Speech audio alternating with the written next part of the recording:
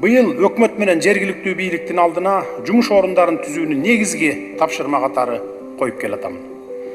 Жергиликтүү бийлик, республикалык органдар кичинекей цех болобу, жер жемишти кайра иштетеби, туристтерди кабыл алган эс алуучу жай, кафе же соода түйүндөрүн ачабы, айтор ар бир чакан жана ири ишкерге колдоо көрсөтүшүңөр керек.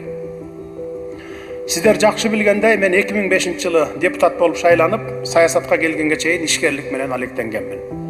Бирок 1990-жылдары ийгиликке жетүү абдан кыйын болгону али күнчө эсимде. Айтайын дегеним, мен ишкерлик кылуу канчалык кыйын экенин жакшы билемин. Ишкерлер жеке эле өзүлөрүнүн үй бүлөсүн камсыздабастан башкаларга да жумуш орундарын түзүшөт. Алардын эмгек акысын кантип төлөйм деп түнү менен уктабай түйшөлүп турушат. Мына ушундан эле ишкерлик кылуу канчалык кыйын экенин, чыдамкайлыкты, чарчабай чаалыкпай күнү түнү эмгектенүүнү талап кылаарын билсе болот. Жеке бизнестин түйшүгүн жакындан түшүнгөнүм үчүн үстүбүздөгү жылдын март айында дээрлик көпчүлүк чакан жана орто ишканалар үчүн социалдык төлөмдөрдүн пайызын 27%дан 12%га чейин төмөндөтүү боюнча атайын жарлык чыгардым. Бул чакан жана орто бизнестин жүгү жеңилдесе деген тилегим эле.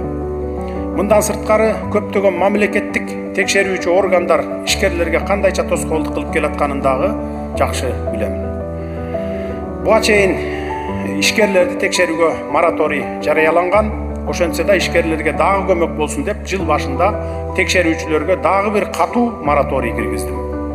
Жооптуу жетекчилерге ишкерлерибиз тез арада ирденип алышсын, текшерүүнү шылтоолоп эле тийше бербегиле, жүдөтпөгүлө деп дайыма эскертип келем.